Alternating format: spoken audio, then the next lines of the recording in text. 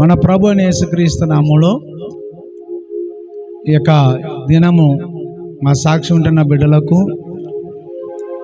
సంఘస్థులకు, అనేక మంది ప్రజలకు ప్రభు అయిన యేసుక్రీస్తు నామములో నా యొక్క శుభాభివందనాలండి. మరి అనేక దినాలుగా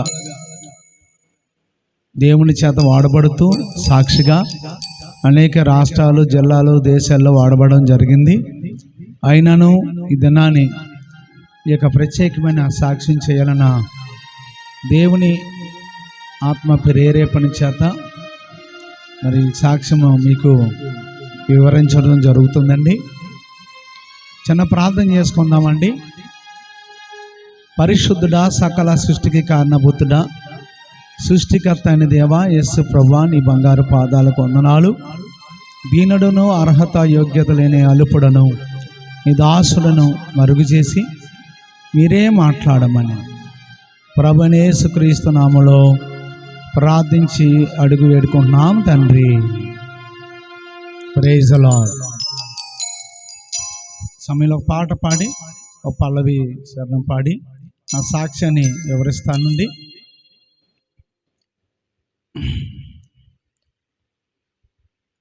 మరువలేను మరువలేను మరువలేనయ్యా మరువలేనయ్యా మరువలేను మరువలేను మరువలేనయ్యా నీ ప్రేమ చరితం ఆఘోర మరణం, నీ ప్రేమ చరితం ఆఘోర మరణం మరువలేనయ్యా మరువలేనయ్యా. ఎదరి కానక తిరిగిన నన్ను నీదరి చేచితివే, ఎదరి కానక తిరిగిన నన్ను నీదరి చేచితివే. మార్గము నీవై సత్యము నీవై, మార్గము నీవై సత్యము నీవై, జీవము నీవైతివే, నా సర్వము నీవైతివే. యేసయ్యా యేసయ్యా యేసయ్యా దయామయా ఓ మరువలేనయ్యా మరువలేనయ్యా మరువలేను మరువలేను మరువలేనయ్యా నీ ప్రేమ చరితం ఆఘోర మరణం, నీ ప్రేమ చరితం ఆఘోర మరణం మరువలేనయ్యా మరువలేనయ్యా.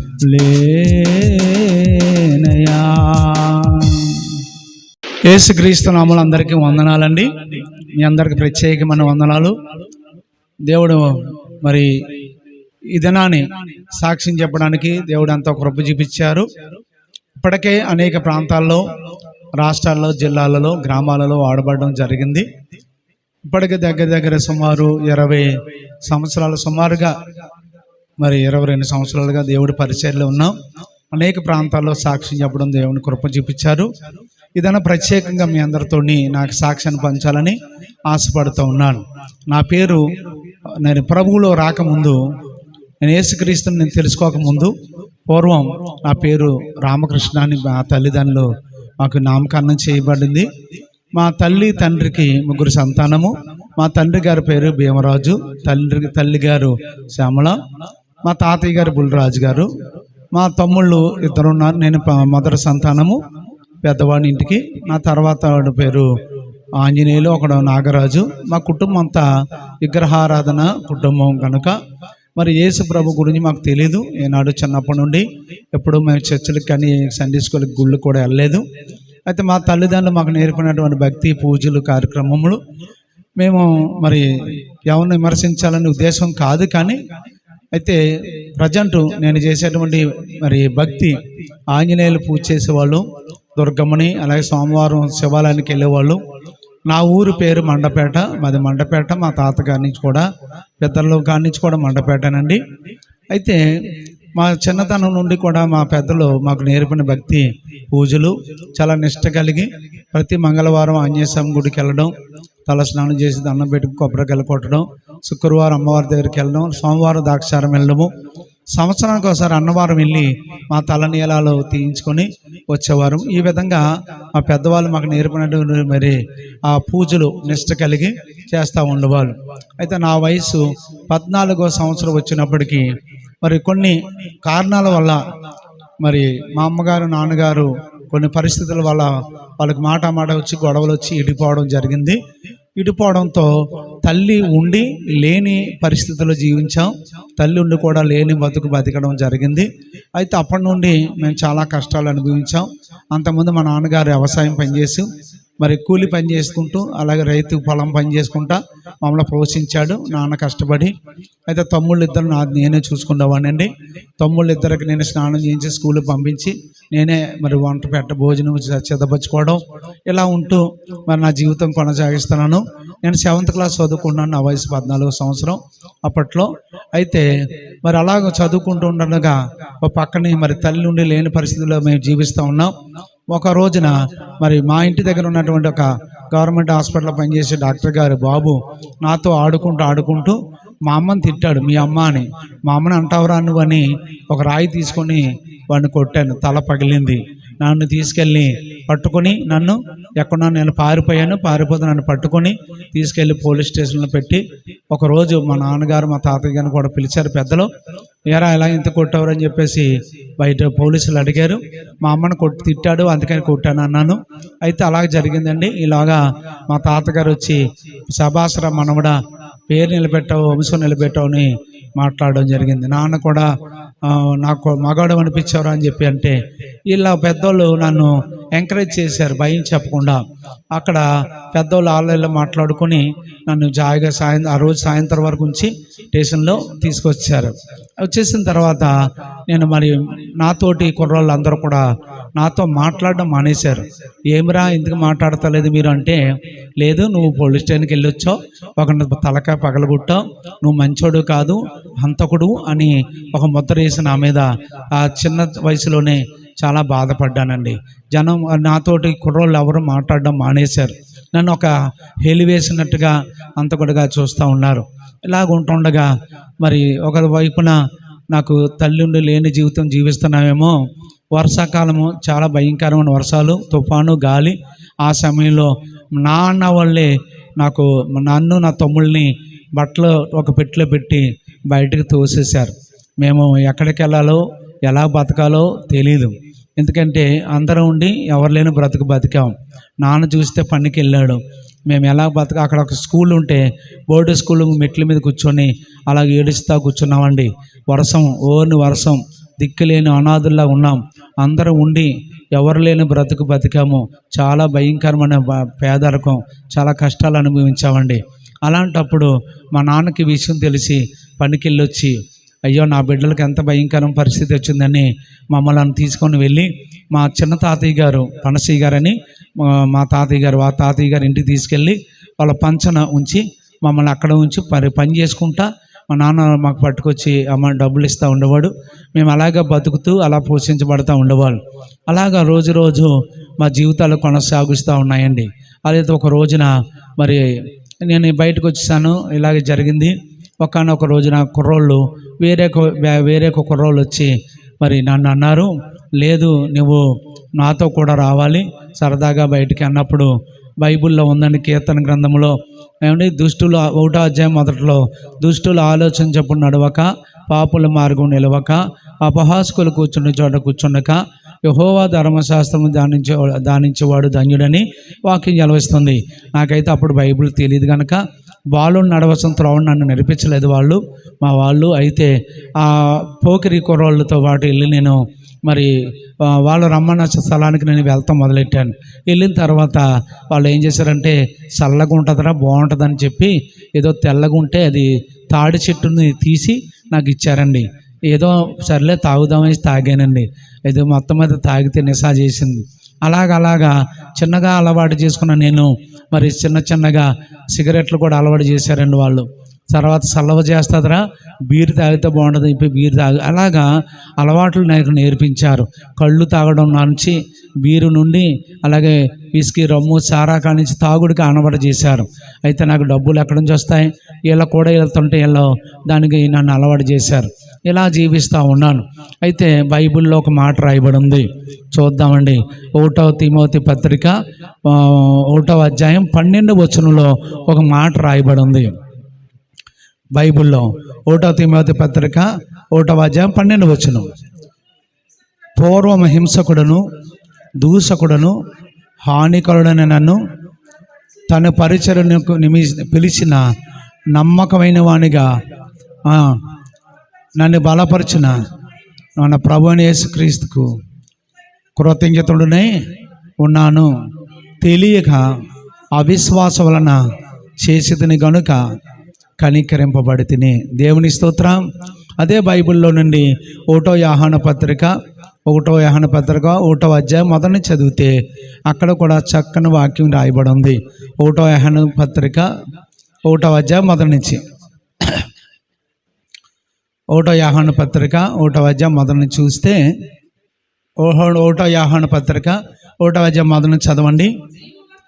జీవవాక్యమును గుర్చిన ఆది నుండి ఏది ఉండెనో, మేము ఏది వింటిమో, కన్నులార ఏది చూసితమో, ఏది నిదానించి కనుగొంటమో, మా చేతులు దేనిని తాకెనో అవి మీకు తెలియజేయుచున్నాను. దేవునికి స్తోత్రం. హల్లెలూయా. నిజమండి, మా చేతులు ఏమి తాకినవో, మా కన్నులార ఏమి చూసామో, మా చెవులార ఏమి విన్నామో, మా బ్రతుకులు అని సాక్ష్యం చెప్తున్నాను. ఈ రోజున మరి మా యొక్క భయంకరమైన పరిస్థితి నుంచి ఘోరమైన జీవితం నుంచి దేవుడే మమ్మల్ని రక్షించాడు. ఏ విధంగా రక్షించాడో మీకు కొంచెం శ్రద్ధ వినాలని మనవి చేస్తూ ఉన్నాం. దేవుని స్తోత్రం. మరి ఆ విధంగా ఉంటుండగా మరి వయసు పెరుగుతూ ఉంది. 14వ సంవత్సరం నుంచి 15వ సంవత్సరం వచ్చింది. అలవాట్లు కూడా పెరుగుతున్నాయి. ఏమంటే ఒక 10 రూపాయలు ఉంటే ఒక 5 ఇంకో 10 రూపాయలు అడుక్కొని తాగడం, తాగి మండపేట బస్ స్టాండ్లో పడుకోవడం, శ్మశానాల్లో పడుకోవడం, అలాగే రైల్వే స్టేషన్లో ద్వారపూడి రైల్వే స్టేషన్లో పడుకోవడం, అలాగే మండపేట బస్ స్టాండ్ పక్కన చెరువు ఉంటుందండి, సాకరేశ్వరు, అక్కడ పడుకోవడం, ఇలాగా ఫుల్గా తాగడం. ఆ శ్మశానాల్లో బస్ స్టాండ్లో ఉంటా రైల్వే స్టేషన్లో ఉంటే పడుకునేవాడిని. ఆ 15 సంవత్సరాల గుర్తులకి తాగుబోతుని అయిపోయాను, తాగుడు బానిస అయిపోయాను. ఓ పక్కనేమో శుక్రవారం పూజలు చేస్తున్నాను, మంగళవారం పూజలు చేస్తున్నాను, సోమవారం శివాలయంకి వెళ్తున్నాను, కానీ ఎక్కడికి వెళ్ళినా నా బ్రతుకు మాత్రం అండి మారలేదండి. అయితే మా పెద్దోళ్ళు అయితే ఏదో విధంగా మారతానేమో అనుకున్నారు. ఏ దేవుడి దగ్గరికి అయితేనో అన్ని దేవుడి దగ్గర తిప్పారు, కానీ నా జీవితం ఎక్కడికి వెళ్ళినా మారలేదండి. అలాగ రోజు అలవాట్లు పెరుగుతూ ఉన్నాయి. మొట్టమొదట మండపేటలోని బస్ స్టాండ్లో ఒక తల్లి బస్ దిగుతూ ఆమె ఏడుస్తుంది. మేము దేవి మీనాక్షి కాఫీ హోటల్ అని బస్ స్టాండ్ పక్కనే ఉంటుందండి, బాబీ హోటలు. అక్కడ మేము టీ తాగుతూ ఉండగా 10 మంది కుర్రాళ్ళు ఆవిడ ఏడుస్తూ వచ్చింది. ఏమైందమ్మా, ఎందుకు ఏడుస్తున్నావంటే, అయ్యా నా కూతురు పెళ్ళని ఒక 25,000 రూపాయలు బంగారం కొనుక్కుందామని, బట్టలు కొనుక్కుందామని నేను బస్ దిగి వచ్చాను. మాది వేరే ఊరు, తొంగపాడు ప్రాంతం నుంచి వచ్చాం. అయితే బస్ దిగేటప్పటికి నా బ్యాగ్లో డబ్బులు కొట్టేశారు దొంగలు. అయ్యో అని ఏడుస్తూ ఉంది. అమ్మ, ఎవరిని డబ్బులు ఎవరు దొంగతనం చేశారన్నప్పుడు ఎవరు మాట్లాడలేదు. ఈ సమయంలో నాతో ఉన్న వాళ్ళు, ఎవరే మండపేటలో దొంగలు ఉన్నారా అంటే ఉన్నారు అన్నారు. ఎక్కడ ఉంటారా అంటే వాళ్ళు శ్మశానాల్లో ఉంటారు, లేకపోతే మరి ఆంజనేయ గుడి వెనకాల ఉంటారు, లేదా మసిబగులు సొందులు ఉంటారు, వాళ్ళు అక్కడ ఉంటారా, వాళ్ళ మకాం అక్కడే, దొంగల మకాం అన్నారు. సరే వెళ్దాం నడరా అని చెప్పి ఆవిడ ఏడుస్తుంటే ఆవిడ ఏడుపు చూడలేక వెళ్ళినప్పటికీ వాళ్ళు శ్మశానాల్లో ఉండి డబ్బులు లెక్కెట్టుకుంటున్నారండి. వెంటనే వెళ్ళి మేము 10 మంది కుర్రాళ్ళు బెదిరించితే అప్పటికే 200 ఖర్చు పెట్టేశారు. గత 22 సంవత్సరాలు 25 సంవత్సరాల కిందట 200 అంటే ఎక్కువ ఖర్చు పెట్టేశారు. ఆ ఉన్న డబ్బులు మేము బెదిరిస్తే ఆ డబ్బులు ఇచ్చారండి. ఆ డబ్బులు అట్టుకొచ్చి ఆ బస్ స్టాండ్లో ఏడుస్తున్న ఆవిడకి ఇచ్చాం. బాబు దేవుళ్ళకి ఇచ్చారు బాబు, నా కూతురు పెళ్ళి అయిపోద్ది అనుకున్నాం, బంగారం కొనుక్కోవాలి, బట్టలు కొనుక్కోవాలి పెళ్ళికి, అయ్యో నా బిడ్డలో నా కూతురు పెళ్ళి ఏమైపోద్ది అనుకున్నాం, మీరు దేవుళ్ళకి పట్టుకొచ్చారు బాబు అని ఆ తల్లి ఏడుస్తూ ఆ డబ్బులు తీసుకొని మాకు ఆ రోజుల్లో 500 రూపాయలు ఇచ్చిందండి. వద్దమ్మా అంటే లేదు బాబు తీసుకోండి అంది. 500 అంటే మా జీవితంలో చాలా ఎక్కువ. ఈ రోజుల్లో అయితే 5,000. అయితే 500 తీసుకొని మేము ఏం చేయాలో తెలియక మళ్ళీ తాగడానికి వెళ్ళిపోయామండి. తాగడము మా పని, ఎవడన్నా కొడతాం, ఇలాంటి పరిస్థితుల్లో ఉండేవాళ్ళు. అయితే మరి ఆ రోజున తాగేసి వస్తూ ఉండగా మరి రాజరత్నం సినిమా హాల్ అని ఉందండి ఆ సెంటర్లో, 4 రోడ్ల సెంటరు. ఆ సెంటర్లో వచ్చేలోకి ఒక రిక్షా అతను వచ్చి అన్న ఎవరో ఒక అమ్మాయి పేరు జ్యోతి, ఒక అమ్మాయిని తీసుకెళ్ళిపోయారు, 25 మంది పాడు చేసి చంపేస్తారన్న, ఇలా తీసుకెళ్ళిపోయారంటే ఎక్కడికి వెళ్ళిపోయారు మనకెందుకులే అని వదిలేయలేదు. సరే ఎవరైతేనో కాపాడదామని నేను, మోషే అన్నవాడు, బొంబాయి సీను కలిసి బొడ్లో కమ్ముచారు పెట్టుకొని వెళ్ళి అమ్మాయిని కాపాడదాం అనుకొని వెళ్ళాం. ఇది నిజమండి, వాస్తవం. మండపేటలో శ్మశానాల దగ్గర ఒక మర్రి చెట్టు ఇప్పటికి ఉంటుంది. ఆ మర్రి చెట్టు కింద ఆ అమ్మాయి నోరు నొక్కేసి ఆ అమ్మాయిని పాడు చేయకపోయారు. ఈలోగా మేము వెళ్ళి ఆ అమ్మాయిని విడిపించి తీసుకొచ్చాం. లేదు ఆ అమ్మాయిని ఇవ్వనన్నారు. ఎవనంటే అక్కడ 25 మంది ఉన్నారండి, భయంకరమైన తాగుబోతులు, రబడీలు. వాళ్ళలోంచి ఒక అన్నయ్య వచ్చాడు, చిన్న అని, కొమ్ము పనసయ్య, కొమ్ము సత్యబాబు అని. వాళ్ళు ఒకడు వచ్చి అయ్యో తమ్ముడు ఎటలా వచ్చారంటే ఆ అమ్మాయి పేదోళ్ళు అన్నయ్య, ఎవరో దిక్కి పని చేసుకున్న అమ్మాయి, అలాంటి వాళ్ళు పాడు చేయకూడదు అన్నయ్య, ఆ అమ్మాయిని విడిచిపెట్టను అన్నయ్య అంటే, విడిచిపెట్టం ఏం చేస్తావో చేసుకుని అన్నారు. ఏం చేస్తామంటే సంపైనస్ తీసుకెళ్తాం అమ్మాయిని అన్నాం. లేదు గొడవ ఎందుకులే అని చెప్పి ఆ అమ్మాయిని ఇచ్చేశారు. ఆ అమ్మాయిని ఆ రాత్రి నుంచి ఉదయాన్నే తీసుకెళ్ళి వారు తల్లిదండ్రులకు అప్పచెప్పామండి. ఇలాగా చిన్నగా మంచి పనులే చేసాం. ఆ మంచి పనులు వెళ్ళపై మా మీద ఏమని వచ్చిందంటే రౌడీ షీటర్ అని ముద్ర పడ్డది. ఒకానొక రోజున బస్ స్టాండ్లో ఒక తల్లిదండ్రులు ఏడుస్తున్నారు. ఎందుకు ఏడుస్తున్నారు అంటే మా అమ్మాయి చదువుకున్న అమ్మాయిని తీసుకొచ్చి ఇక్కడ మండపేటలో వేబిచారి కంపెనీలు అమ్మేశారండి, మా కూతురు మాకు కనబడతలేదని ఏడుస్తున్నారు. అయ్యో ఎక్కడుందని చెప్పి నిలకడానికి వెళ్తే ఆ అమ్మాయి దొరికింది. ఆ దొరికిన కాడ వాళ్ళు విడిచిపెట్టనన్నారు. ఆ కంపెనీ వాళ్ళని, వేబిచారి కంపెనీ వాళ్ళని కొట్టి మరి చెతకొట్టి ఆ తాటగింటి ఇల్లులో ఉంటే అగ్గిపొల్లేసి అంటించేస్తామని చెప్పి బెదిరించి ఆ అమ్మాయిని తీసుకొచ్చి వాళ్ళ తల్లిదండ్రులకి అప్పచెప్పామండి. అయితే మేము ఈ చేసిన పనులు మంచివే, కానీ మా మీద ఏమని పేరు వచ్చిందంటే రౌడీలు అని పేరు వచ్చింది. ఇలాగ జరుగుతూ ఉండగా మండపేటలో వంగవీటి రంగా గారు విజయవాడలో చనిపోయినప్పుడు గొడవలు జరిగినాయండి, చాలా భయంకరంగా. ఆ టైంలో మండపేటలోని మరి బస్సులు తగలబెట్టడం అండి, రాస్తాకోలు చేయడం ఇలా జరుగుతుంది. మేము కూడా అందరితో పాటు మా 10 మంది కూడా వాళ్ళతో పాటు బస్సులు తగలబెట్టడం, లేకపోతే అద్దాల పగలగొట్టడం, ఇట్లాంటి పనులు చేస్తూ ఉంటే వాళ్ళతో పాటు అందరిని కొంతమందిని విడిచిపెట్టారు. మమ్మల్ని పట్టుకొని మా మీద కేసు నమోదు చేశారు. ఆ రోజుల్లో రంగా గొడవ టైంలో దాని మీద మొట్టమొదటి మా మీద కేసు నమోదు అయిందండి. అలాగా చిన్నగా ఉన్న మేము పెద్ద గొడవలకు వెళ్ళిపోయాం. ఏమంటే జరదా కిల్లీలు, సారా తాగడం, బ్రాందీ తాగడం, బీర్లు తాగడం, ఏమండి సిగరెట్లు కాల్చడం, ఇలాగ అలవాట్లు పెరిగి భయంకరంగా 4 రోజులు బయట ఉంటే 4 రోజులు జైల్లో ఉండేవాళ్ళం. అలాంటి మా బ్రతుకులు ఎక్కడ ఉంటామో తెలీదు. నాన్న చూస్తే మా నాన్న చాలా మంచోడు ఏమండి, కష్టపడి పెంచేవాడు తండ్రి. అయితే మా నాన్న మంచి పేరు తెచ్చే కొడుకులుగా లేము. మరి మా నాన్న తట్టుకోలేక చాలా బాధపడి అప్పుడప్పుడు చెప్పేవాడు, ఒరే ఇది మనకు మంచిది కాదురా అనేవాడు. అయితే బయట ప్రజలేమో మీ అబ్బాయి మంచి పని చేస్తున్నాడు అనేవారు. ఇలాగా చేస్తూ ఉండేవాడినండి. ఇలా చేస్తూ ఉండగా మండపేటలోని మరి వేరొక గొడవ జరిగింది. మండపేట కనకదుర్గమ్మ గుడి దగ్గర కొండపల్లి వారి వీధిలో మరి కిట్టయ్య గారు అని ఆయన పెద్ద బాగా ఉన్నవారు, ఆస్తిపరులు. మా వాళ్ళలో మా చిన్నాన్న ఒక ఆయనని కొట్టారు సినిమాలో. ఈదిలో సినిమా వేస్తుంటే ఆ సినిమా దగ్గర మా కుర్రోళ్ళని కొడితే ఆ కుర్రోళ్ళు 10 మంది ఏకమై ఆ కిట్టయ్య గారు అని ఆయన్ని జుట్టు పట్టుకొని కింద పాడేసి మోకాలతో పొడిస్తే రక్తం వచ్చింది ముక్కు మీద.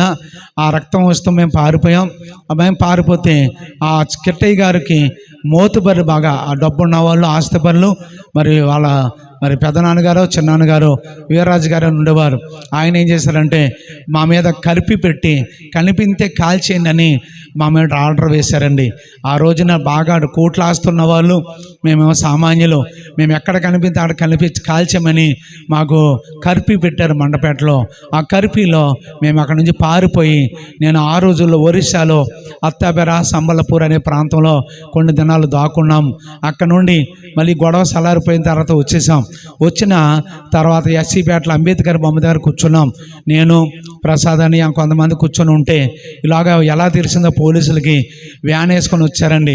అయ్యో మమ్మల్ని పట్టుకోవడానికి గబగబా పోలీసులు అయితే మేము పారిపోయి ఒక సందు ఉంటే సందులోంచి పారిపోయి వెళ్ళిపోతూ ఉండగా అక్కడ గన్నమ్మ అని సన్నపు కొమ్మనాథ్ గారు కోళ్ళు, యా తమ్ముడు ఎలా పరిగెడుతున్నారంటే, లేదక్క పోలీసులు పట్టుకున్నారంటే రండి మా ఇంట్లో దాక్కోండి అని ఆ ఇంట్లో పెట్టి తలుపులు వేసింది.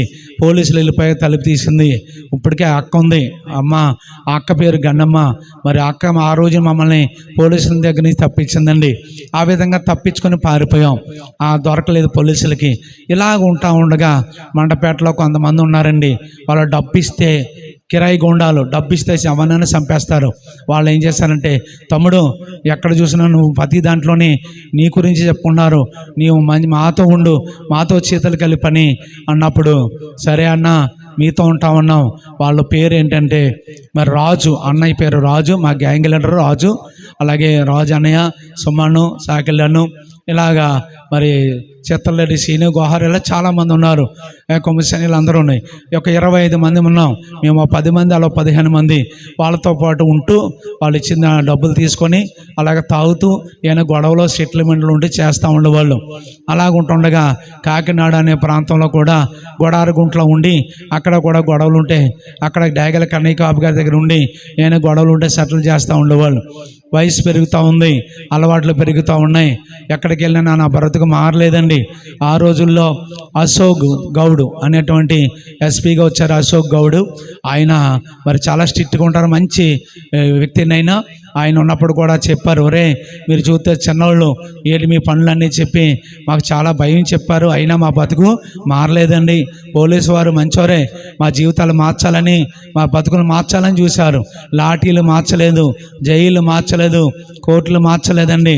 అలాగని మేము నమ్ముకున్న ఏ దేవుడు మా జీవితాన్ని మార్చలేదండి. తాగుడుకు బానిసనైపోయాను. సిగరెట్లు, జరదా కిల్లీలు అని భయంకరమైన గొడవలు, మరి కషాయతనము, రాక్షసుల్లో తయారయ్యాను. అలా ఉంటుండగా మరి ఒకానొక రోజున మరి మండపేటలోని వంతెన మీద ఒక గొడవ జరిగింది. ఆ గొడవలో మా అన్నయ్య, రాజు అన్నయ్య, మా తమ్ముడు, నాని, ఇలా కొంతమంది ఉన్నారు.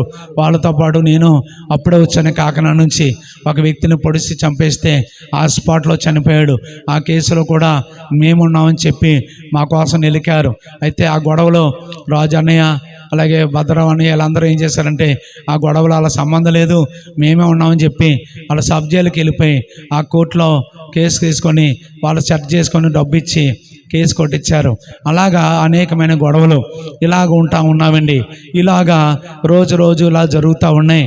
మండపేటలో శివ అనే సినిమా రిలీజ్కి మేము సినిమా చూసి వస్తూ ఉంటే ఆ దుర్గమ్మ గుడి ఉంటుంది, అక్కడ ఒక అమ్మాయిని 10 మంది కుర్రాళ్ళు, చౌదరీస్ కుర్రాళ్ళు ఏడిపిస్తున్నారు, భయంకరంగా బిహేవ్ చేస్తున్నారు. ఆ అమ్మాయి, అన్నయ్య నన్ను చాలా బాధ పెడుతున్నారు అన్నయ్య అన్నప్పుడు అక్కడే సినిమాకి వెళ్ళి వస్తూ అక్కడే కొట్టేశాను రోడ్డు మీద. ఆ రాత్రి కేసు పెట్టారు మా మీద. అలాగుంటుండగా మండపేటలో ఈ సినిమా హాల్ ఉంది, విజయమహల్ అనే సినిమా హాలు. ఆ సినిమా హాల్లో మరి విజయమహల్ అనే సినిమా హాల్లో సినిమా ఆడుతుంది.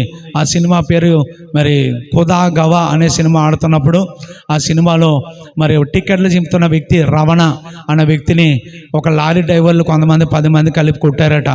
ఈలోగా ఆ రమణ అన్న వ్యక్తి భార్య వచ్చి కోటమ్మన్న ఆవిడి ఇప్పుడు కొందన్న కోటమ్మ ఆవిడ వచ్చి, అయ్యా మా ఆయన్ని చంపేస్తున్నారు, కొట్టేశారు, మా ఆయన సాగు బతుకులు ఉన్నాడు అన్నప్పుడు అప్పుడు వెంటనే బొడ్లో కొమ్మజారు పట్టుకొని వెళ్ళి నేను మరి కొంతమంది వెళ్ళి అక్కడ విజయమహల్లో 25 మంది దాకా వెళ్ళాం. చైన్లు పట్టుకొని బటన్ లైపులు పట్టుకొని కత్తులు కర్రలు పట్టుకొని వెళ్ళాం. ఆ 10 మంది లారీ డ్రైవర్లు వెళ్ళిన వాళ్ళల్లా కొట్టేశారండి. కొట్టేస్తుంటే నా చేతిలో చేతికి హ్యాండ్స్కి స్టిక్ అని రాడ్లు ఉన్నాయి. దాంతో ఒకరిని కొట్టినప్పుడు ఈ సైడ్ ఫాట్ అంతా బ్లడ్ వచ్చేసిందండి. కింద పడిపోయాడు. కొంతమంది పారిపోయారు. ఆ రక్తం చూసి నేను కూడా అక్కడ ఉంటే మంచిది కాదని వాళ్ళతో పాటు మేము బయటకు వచ్చేస్తే మర్నాడు ఆ వ్యక్తి సాగు బతుకులు ఉన్నాడు. ఎవడు కొట్టాడని మా కోసం ఎదుగుతూ ఉన్నారు. తర్వాత పోలీస్ స్టేషన్లో కేసు నమోదు చేశారు. ఇలాగా భయంకరమైన జీవితం అండి. ఘోరమైన పాపిని చిన్న బాల్యం నుండి కూడా నా జీవితం ఎలా తగలడిపోయింది. నాకు భయం చెప్పిన వాళ్ళు లేరు, భయం లేదు. నా జీవితం పతనం అయిపోయింది. అంతకుడిగా, రాక్షసుడిగా, తాగుబోతుగా మారాను. అలాగుంటున్న సమయంలో మరి మా నాన్నగారు పెళ్లి చేద్దామని చూశారు. పెళ్లి చేద్దామని చూస్తే ఎవరో అమ్మాయిని ఇవ్వట్లేదు. ఇలాగా అర్థమూరు అనే ఊర్లో లైన్మెన్ సుబ్బారావు గారని మంచి కుటుంబం, వారు దేవుణ్ణి నమ్ముకున్నారు, యేసుప్రభుని. మేమైతే యేసుప్రభుని నమ్ముకోలేదు. వారు ఇద్దరు కుమార్తెలు, ఒక అబ్బాయి, అందులో పెద్ద కుమార్తెని ఇచ్చి పెళ్లి చేయడానికి ఇష్టపడ్డారు. నా వివాహం కూడా ఎక్కడ జరిగిందంటే ద్వారపూడి మా పిన్ని గారి ఇంటికాడ జరిగిందండి, రాముడి గారి ఇంటికాడ. అక్కడ నాకు పెళ్ళి అంటే తెలీదు. అలాంటి చిన్న వయసులోనే నాకు 17-18 సంవత్సరాల వయసులోనే వివాహం చేశారు. సరే పెళ్లి వద్దు నాన్న అంటే పెళ్లి చేస్తేనే బాగుంటావరా అని పెళ్లి చేశారు. పెళ్ళి అయిన కొన్ని దినాలు బాగానే ఉన్నాను మా అత్తవారింటికాడ.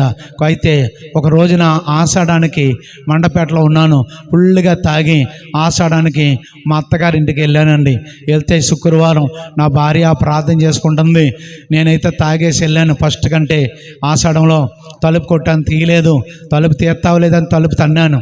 తన్నితే ఆ సౌండ్కి మా అత్తగారు మామగారు కూడా వచ్చారు. పక్కన వాళ్ళు వచ్చారు, ఇరుగు పరుగు వారు. వస్తే నా భార్య కన్నీటితో ప్రార్థన చేసుకుంటుందండి. ప్రార్థన చేసుకుంటుంటే నేను బతికుండగా సావాలన్నా నట్లుంటే ఏడుతున్నావు, శని అశుభం, ఇదేంటి ఇలాగ ఏడుతున్నావు అని చెప్పి నా భార్యని మరి తాగేసి ఆ నిశాలో కొట్టానండి. ఆమె ఏమీ ఒక మాట అయినాను సమాధానం చెప్పకుండా ఏడుస్తూనే అలాగే దేవుడికి ప్రార్థన చేసుకుంది. ఆ తాగిన నిశాలో పడుకున్నాను. ఉదయం లేచాను, మళ్ళా మండపాట వచ్చేసాను. ఇలాగా కొన్ని దినాలకి నాకు నా భార్య గర్భిణి వచ్చి మరి ఒక కుమార్తెని కన్నది. ఆ బిడ్డ, చిన్న బిడ్డ, మరి పాప పేరు స్వరూప అని పేరు పెట్టాం. ఆ బిడ్డను కంటే ఆ బిడ్డతో పాటు నేను అమ్మాయి పుట్టాకనే మారతానేమనుకున్నారండి, మారలేదు. ఆ పుట్టిన తర్వాత గర్భిణితో ఉండగా మళ్ళీ నేను కొన్నాళ్ళ పాటు మరి పొరటాలుగా ఉంది కాబట్టి మా అత్తవారింటికాడ ఉంటే నేను మళ్ళీ బాంబే వెళ్ళానండి. బాంబే వెళ్ళి కుర్రలతో వెళ్ళి కొన్ని రోజులు ఉండి వచ్చేసాను. మళ్ళీ ఒరిస్సా వెళ్ళాను. ఇలాగా వచ్చేసాను. వచ్చేసిన తర్వాత మళ్ళీ కొన్ని దినాలకి మళ్ళీ ఒక బాబు పుట్టాడు. ఆ బాబు మరి పుట్టిన కొన్ని దినాలకి చనిపోయాడు. తర్వాత ఇంకో బాబు పుట్టాడు. 3 సంతానం. తర్వాత బాబు పేరు పీటర్, అంటే వినయ్ భరత్ అని పేరెట్టాం. అయితే బాబు పుట్టాడు. అయితే ఆ బాబు ఎక్కడంటే బాంబేలో ఫస్ట్ పుట్టిన అమ్మాయితోటే నేను బాంబేలో ఉండగా మా అత్తగారు అయితే ఏం చేస్తున్నా బాబు నువ్వు బాంబేలో అంటే నేను ఇండస్ట్రియల్ ఎక్స్పోర్ట్ కంపెనీలో సూపర్వైజర్గా చేస్తున్నానండి. ఆ రోజుల్లో నాకు 5,000 జీతం అంటే నమ్మేసి నా భార్యని బాంబే పంపించానండి. ఎంత వాస్తవాలు. నా భార్యను పంపించారు చిన్నపిల్లతో. అయితే అక్కడ మా పిన్ని గారు మా వాళ్ళు ఉంటుంటే వాళ్ళ దగ్గర నా భార్యను పెట్టి నా కూతుర్ని అక్కడ పెట్టి నేను బాంబేలో జోగేశ్వరి ఇన్కమ్ ట్యాక్స్ కాలనీలో వాళ్ళు ఉంటే నేను ముళ్ళుండు బాండూప్ అనే ప్రాంతాల్లో నేను ఉండి ఇండస్ట్రియల్ ఎక్స్పోర్ట్ వరకు చూసుకుంటా అక్కడ సురేంద్ర అనే దాదా దగ్గర ఉంటూ అక్కడ మరి వాళ్ళు చెప్పింది అలా చేస్తూ చాలా భయంకరంగా మరి పగలేమో ఏమన్నట్టు వాళ్ళకి వంట చేసి బాక్సులు పట్టుకెళ్ళేవాడినండి. అక్కడ ఒక రూమ్ తీసుకొని అందులో పనిచేసి పిల్లలకి బాక్సులు పట్టుకెళ్ళేవాడిని. డబ్బా వాళ్ళ అంటారు, పట్టుకెళ్ళేవాడిని పగలు. సాయంత్రం అయినప్పటికీ ఇంటికి వచ్చి రూమ్లో స్నానం చేసి వెనకాల తల చేతికి సాయిబాబు కడియం అండి మీసం తిప్పుకొని ఎండ ఫుల్గా తాగత బొడ్లో కంజారు పెట్టుకొని ఆ సురేందర్ దాదాతో గొడవలకి ఎక్కడికైనా దుమ్మిలికి వెళ్తూ ఉండేవాడినండి. ఇలాగ బాంబేలో ఉంటుండగా ఒకసారి రాజీవ్ గాంధీ గారు చనిపోయిన సంవత్సరంలో హిందూ ముస్లిం గొడవలు వచ్చినాయి. ఆ టైంలో నా భార్య ఫస్ట్ ఒక అమ్మాయి అని చెప్పాను కదండి, రెండోది గర్భిణీతో ఉన్నది నా భార్య. ఆ టైంలో చంపేస్తారనుకొని నేను ముళ్ళుండి బాండుబు నుంచి జోగేశ్వరికి వెళ్ళినప్పటికీ అప్పటికే కత్తులతో చంపేసుకుంటున్నారు.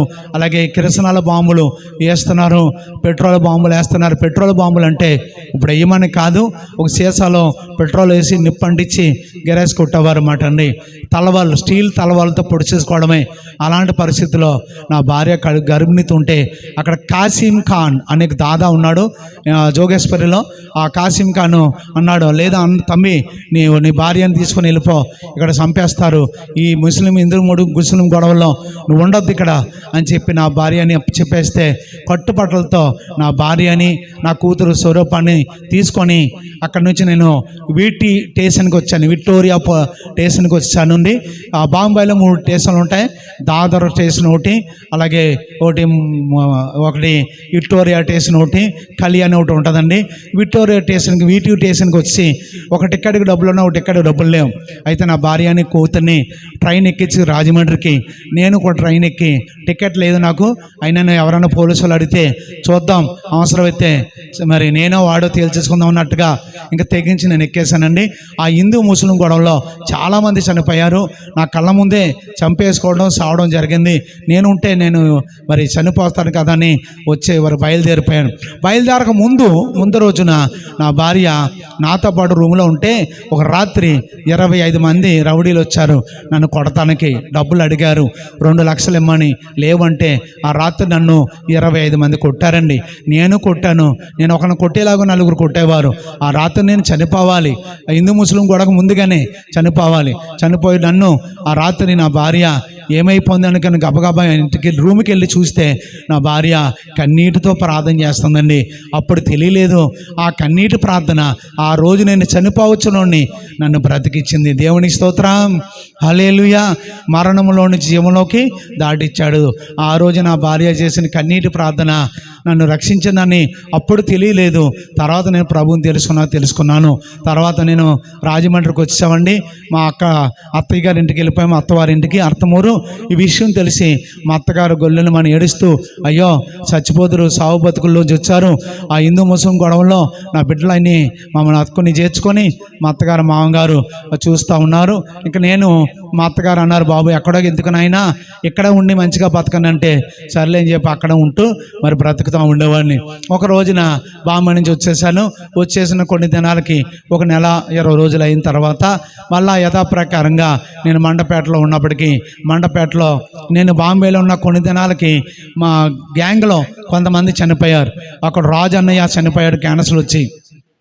సుమాన్ చనిపోయాడు, శాకిల్ని చనిపోయాడు, గోటాలా చనిపోయాడు, అండ్ గోహార్ చనిపోయాడు, తర్వాత జైరాజ్ చనిపోయాడు. ఇలా చాలామంది చనిపోయారు. ఎయిడ్స్ వచ్చి, గొంతు క్యాన్సర్ వచ్చి రకరకాలుగా చనిపోయారు. అయితే ఒక చిన్న అన్న వ్యక్తిని మాత్రం పోలీసులు చంపి మరి ఒకరు పాడేస్తే చెరువులో పాడేశారండి. ఎందుకంటే భయంకరమైన పరిస్థితి మా బ్రతుకులు. మమ్మల్ని ఎవడు చంపుతాడో తెలీదు, ఎవరిని మేము చంపుతామో తెలీదు. అలాంటి జీవితాలు మా జీవితాలు ఘోరమైన బ్రతుకులండి. అలాంటప్పుడు ఎవరైనా పాస్టర్ గారు కనపడి యేసు ప్రభువుని నమ్ముకో అంటే డబ్బులు బియ్యం కోసం తిరుగుతారు, మీరు మా డబ్బులు బియ్యం కోసం తిరుగుతారు మీ పాస్టర్లని బైబిల్ గెరేశాను. మండపేట వంతెన మీద సభలు అవుతుంటే బీరు బాటిల్ తాగి రోడ్డు మీద గెరేసేవాడిని. అక్కడ మండపేట వంతెన మీద కాశీ మెకానిక్ అని ఉంటాడండి, ఇప్పటికీ మా మెకానిక్ ఉంటాడు. ఏలే వెంకటరావు గారి షెడ్ కాడ ఉండి అక్కడ తాగి గొడవలో సెటిల్మెంట్ చేస్తూ ఉండేవాడిని. అక్కడ వేణన్నయ్య, ప్రభాకర్రావు, అలాగనే చిన్నగారు, అలాగనే అక్కడ ఉన్నటువంటి సారాబంద్ అని ఉండేవాడు, చనిపోయాడు అన్నయ్య. ఇలా చాలామంది చనిపోయారు. నేను వచ్చేటప్పుడు బాంబే నుంచి వచ్చినప్పటికీ ఇలాగ నువ్వే ఈ గొడవలన్నీ చూసుకోవాలన్నప్పుడు ఆ రాత్రి ఫుల్గా తాగి నేను సుజుకి సొమరాయి బండి వేసుకొని అర్థమూరు వచ్చాను. నా భార్య ఏడుస్తూ మళ్ళీ మొదలెట్టింది ప్రార్థన, నువ్వు మారవా, యేసు ప్రభు దేవుడు కాదు, మా దేవుళ్ళు దేవతలు ఉన్నారు, మేము ఆంజనేయ స్వామిని పూజ చేసుకుంటాం, దుర్గమ్మను పూజ చేసుకుంటాం, సోమవారం శివాలయంకి వెళ్తాం, మాకు దేవుళ్ళు ఉన్నారు, ఇలాగ ఏడకూడదు, శని అశుభం, దేదమ్మ దొంగలాగా ఎడుతున్నావని ఆ రాత్రి నా భార్యని కొట్టి చెదకొట్టి కత్తి తీసి చంపేస్తానని చెప్పి యేసుప్రభు దేవుడి కాదని దూషించి ఆ రాత్రి ఆ అర్థమూరు నుంచి రామవరం అనే ప్రాంతానికి పార్టీకి వెళ్తున్నామండి. తాగి రాత్రి 12 గంటల సమయంలో వెళుతూ ఉండగా నాతో పాటు పల్లి వెంకటేశ్ అనే ఒక వ్యక్తి ఉన్నాడు. అతను మరి చదువుకున్నాడు, 7 చనిపోయాడు. ఆ వ్యక్తి ఉన్నాడు. నాతో వెళుతూ ఉండగా బండి స్లిప్ అయిపోయి పడిపోయాము. పల్టీలు వేసేసింది బండి, మొత్తం కొట్టుపోయి బాడీ అంతా కొట్టుపోయింది, రక్తాలు వచ్చేస్తున్నాయి, కింద పడిపోయాము. ఆ రాత్రి సృహ లేకుండా పడిపోతే ఎవరో పండు వృద్ధుల్లాగా వచ్చి మాట్లాడుతున్నారు. అయ్యా ఎవరు మీరంటే, నేనే రక్షించాను, ఈరోజు నువ్వు చనిపోవాలి, నిన్ను రక్షించింది నేనే అన్నారు. ఎవరు నువ్వు? సాయిబాబా అంటే కాదు అన్నారు. ఇలా చేతులు చూపించారు. చేతిలో మేకులు కొట్టి తీసిన ఆనవాళ్ళు ఉంది మేకులు. యేసుప్రభు అంటే అన్నారు. యేసుప్రభు అయితే నేను బైబిల్ గిరేసాను, పాస్టర్ని తిట్టాను అండి, బీరు బాటిల్ గిరేసి క్రైస్తవులు గుచ్చుకోవాలనుకున్నాను, నా భార్యని కొట్టాను, హింసించాను, చాలా భయంకరంగా బాధలు పెట్టాను, ఏనాడు నీ గుడికి రాలేదు, నేను పూజించలేదు, అయితే నా దేవుళ్ళు రావాలి కానీ నువ్వు రావడం ఏంటి, నన్ను రక్షిస్తాగంటే సృష్టికర్తను నేనే, మరో దేవుడు లేడు అని చెప్పారండి. దేవుని స్తోత్రం, హల్లెలూయా. అయితే నీవే దేవుడు అయితే నా జీవితాన్ని మార్చు, నేను మంచిగా బతకాలనుకుంటున్నాను, బతకలేకపోతున్నాను, ఈ సమాజం సొసైటీ నన్ను మారాలనుకుంటున్నాను, మారనివ్వలేదంటే చెయ్యడ్డు పెట్టి మాయమైపోయారు. దేవునికి స్తోత్రం. ఆ రాత్రి మరి పొద్దున లేచి నా భార్యతో చెప్పినప్పుడు ఆ రక్తాలు, ఈ గాయాలన్నీ చూసి ఏడిసి అక్కడ పల్లెటూరులో సెలవరాజు గారు అని ఒక ఆయన ఆర్ఎంపీ డాక్టర్ ఉంటే ఆయనతో తీసుకొచ్చి వైద్యం చేయించారండి. కొన్ని దినాలకి నా భార్య అత్తగారు వాళ్ళు ఏం చేశారంటే కొన్ని రోజులకి ఈ గాయాలు మానతాకి అక్కడ ఉన్నానండి. ఒక వారం 2 రోజులు అక్కడ 2 వారాలు అక్కడ ఉన్నాను. అలాగ ఒక నెల పాటు సాయంత్రం ఉన్నప్పటికీ నన్ను ఏమనకుండా టయానికి అంత భోజనం పెట్టేసింది నా భార్య. పిల్లల్ని దగ్గరెట్టుకొని కుటుంబ ప్రార్థన చేసుకుంటుందండి.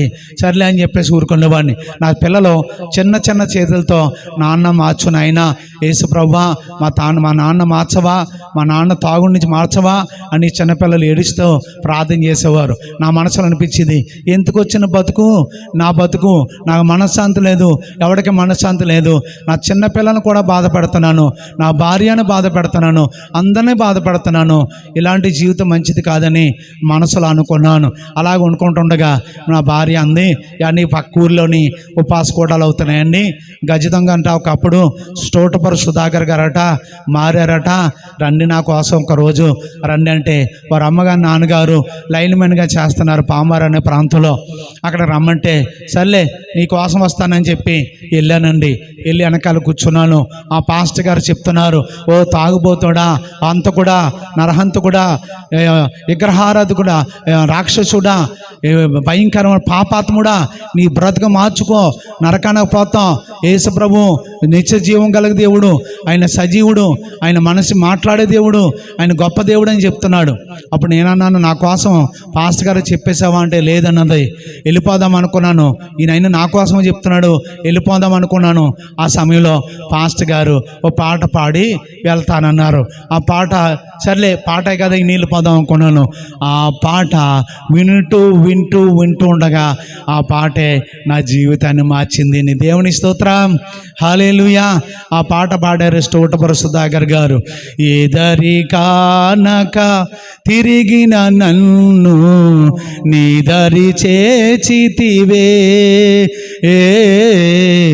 ఎదరి కానక తిరిగిన నన్ను నీదరి చేచితివే, మార్గము నీవై సత్యము నీవై, మార్గము నీవై సత్యము నీవై, జీవము నీవైతివే, నా సర్వము నీవైతివే.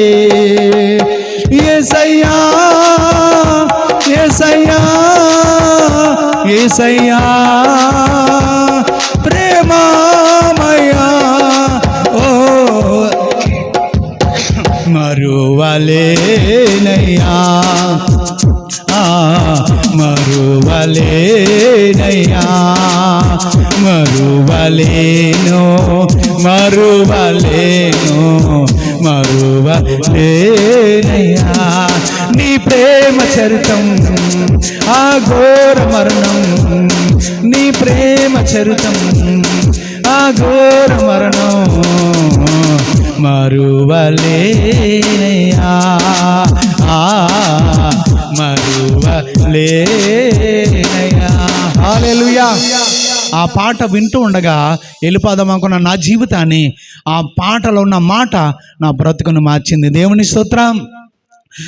నా కళ్ళలోంచి నీళ్ళు వచ్చినట్లుగా అయ్యి నా మనసులోంచి ఏదో బరువు వెళ్ళిపోయినట్టు అయిపోయింది.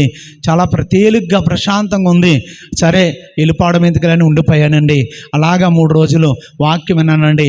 ఆ దైవజనులు ప్రార్థన చేశారు, నాయనా నీవు నాకులాగా ఒకప్పుడు మరి నేను అలాంటి నీవు నాకులాగా సాక్షిగా వాడబడతావు నాయనా, దేవుడు వాడుకుంటాడని ఆ దైవజనులు స్టోటుపుర సుధాకర్ గారు చేతుల నుంచి ప్రార్థన చేశారండి. అయిపోయిందండి. అక్కడ నుంచి నేను మంచిగా బతకాలని నేను బిల్డింగ్ కాంట్రాక్ట్లు చేసుకుంటా, పెయింటింగ్ చేస్తా, ఒక 10 మంది పనికి చెప్తూ ఉండేవాడిని. 10 మంది నుంచి 50 మందికి మేస్తున్నాయండి. అలా పని చేసుకుంటా నా భార్య 2 పిల్లలతో గుడికి వెళ్తూ ఉన్నానండి. కొన్నాళ్ళకి మనసు మార్చుకొని యేసుక్రీస్తు ప్రభు అని మనసులో ఒప్పుకొని నా పాపాలన్నీ విడిచిపెట్టుకొని నా బ్రతుకును మార్చుకొని, మతం మార్చుకోలేదండి, నా జీవితాన్ని మార్చుకున్నానండి. చాలామంది మతంలో దిగిపోయావా అంటారు.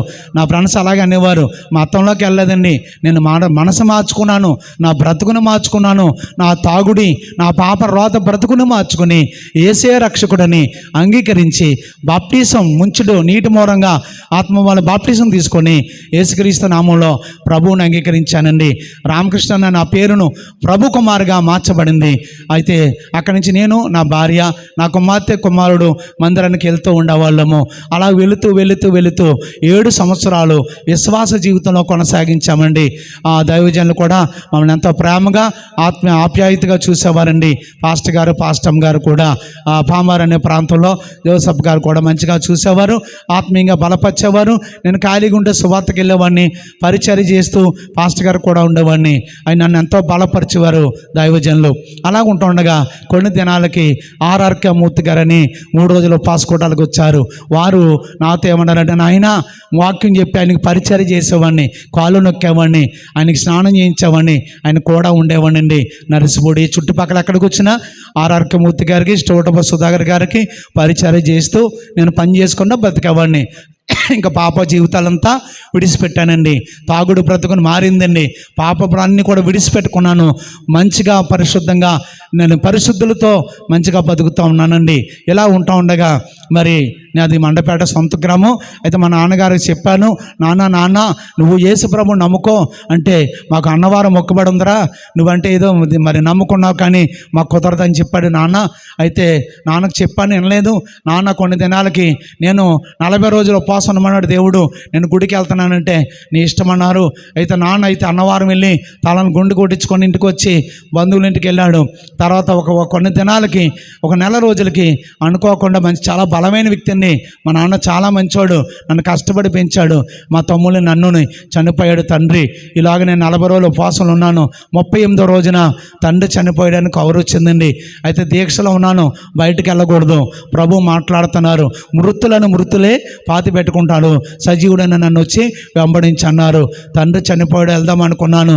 దేవుడు అన్నారు, బలులు అర్పించుడు కంటే సమీపించి నా మాట వినుట శ్రేష్టమన్నారు. దేవుడి మాటకు లోబడ్డాను. నా భార్య పిల్లలు పంపించాను. చాలా భయంకరంగా తిట్టారట. అలాంటి కొడుకున్నారు లేకపోయినా ఒకటని. ఏం చేస్తాను, దేవుడి మాటకి లోబడ్డానండి, ప్రభు మాటకి లోబడ్డాను. చనిపోయిన తండ్రిని ఎలాగా తీసుకురాలని కదని ఆ విధంగా అయిపోయింది. 40 రోజులు అయిపోయింది ఉపవాసం, ఫుల్ టైం, రాత్రులు పగులు మంచినీళ్ళు తాగి ఉపవాసం ఉన్నామన్న దేవుడు చెప్పాడని ఉన్నాను. 41వ రోజున మరి బయటకు వచ్చాను. వచ్చి అర్థమూరు ఉపవాసం ముగించి మళ్ళీ కొన్ని దినాలకు మండపేట వచ్చాను. చాలా బాధ పెట్టారు. ఇలాంటి కొడుకు ఇలాంటి వాడు ఉన్నావు లేకపోయినా ఒకటేని. ఏమైనా దేవుడి చిత్తం అనుకున్నాను.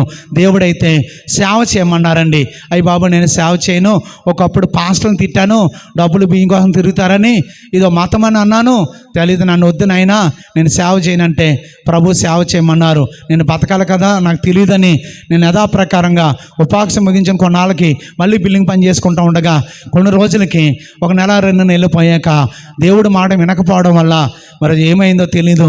పనులన్నీ నష్టాలు, అన్ని కష్టాలు ఎదురైనాయి, అనారోగ్యాలు ఎదురైనాయి, వాంతులు ఇరాసినట్టుకుని హాస్పిటల్లో పడేశారు. 35 సెలవులు ఎక్కిచ్చారు. నా భార్య ఎంతో ప్రార్థన చేసింది, అత్తగారు. ఆ సమయంలో ఒక పాస్టర్ గారు, తాపస్సులో పౌలు గారు అని ఉన్నారు. ఆయన అలాగే ఎందుకని వస్తూ నా కోసం ప్రార్థన చేయమని నా భార్య చెప్పినప్పుడు, నాయనా దేవుడు మాట ఇన్ని సేవ చేయి, లేదా చచ్చి నరకనకు పోతావా అన్నారు. లేదయ్యా బతికి సేవ చేస్తానన్నాను. అయితే బయటకు వచ్చాను, దేవుడి మాటకు లోబడ్డాను. అప్పటికి ఆర్ఆర్కమూర్తిగా నర్సుపూడి వచ్చారు. ఆయన దగ్గరికి వెళ్ళిపోయాను. 3 రోజులు నన్ను బలపరిచి చేతులుంచి సేవ చేయని ఆయనాన్ని ప్రార్థన చేసి హస్తనిక్షేపం చేశారు. అక్కడి నుంచి ఎక్కడ చేయాలి ప్రభు అంటే శంఖవరం అనే ప్రాంతానికి వెళ్ళి 3 సంవత్సరాలు కాలు నడకన సువార్త ప్రకటించామండి. ఎండకెండి వానకనాని నా భార్య, నేను, పిల్లలు. అక్కడి నుంచి అన్నవరం, ఉప్పలగుప్తం, అలాగే ఒళ్ళూరు, నేల్టూరు, మండపేట, అలాగే కాళీరు, వడ్లమూరు, సుభద్రపురం, ఇలాగా మరి కొన్ని ప్రాంతాల్లో కాలు నడకన ఎండ నిండి వానకనాని సువార్తలు ప్రకటించేవాళ్ళం. దేవుడు అన్నారు తేపాసురం గ్రామంలో సేవ చేయమన్నారు. 4గురితో ధనానువారు కాపుల ఇంటి దగ్గర 4గురితో ప్రారంభించామండి.